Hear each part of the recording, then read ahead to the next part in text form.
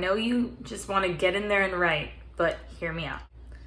Planning out what your main character or the main characters in your novel look like before you start writing is going to give you a solid foundation in your story.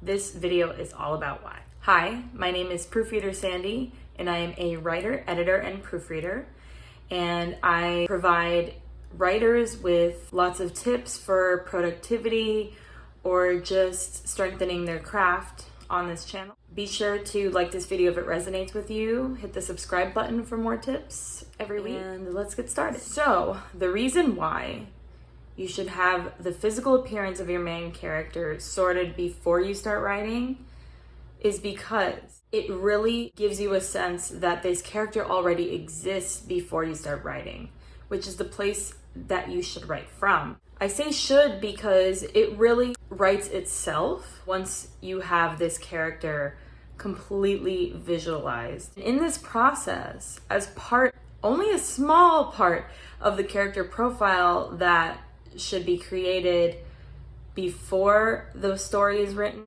The reason why is because, first of all, the height, eye color, hair color, and build, those things for authors tend to be very symbolic, and they should all mean something about the character. They should indicate something about the character.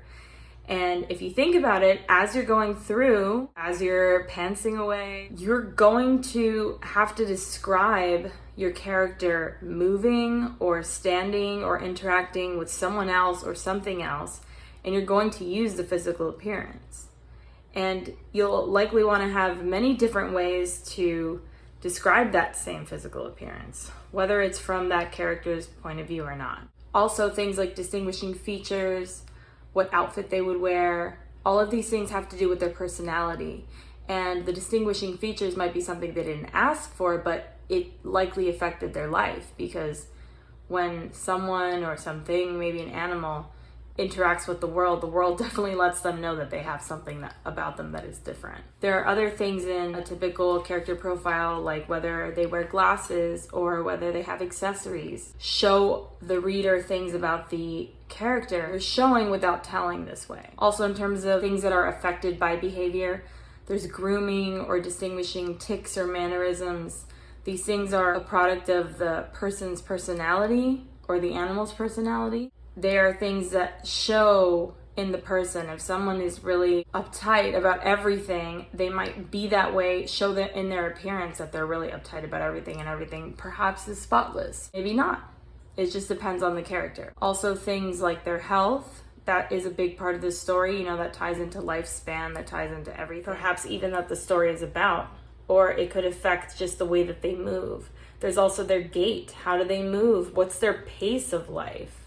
Really getting to know your character is going to help you really show the reader the essence of your character. There are also things like handwriting, which, if you know about handwriting really tells people about someone's mental health, what they're thinking about, their emotional state of mind, their intentions even. There are people that specifically study handwriting for crime scene investigation and things like that. So these things are also important because they tell you a lot about the person.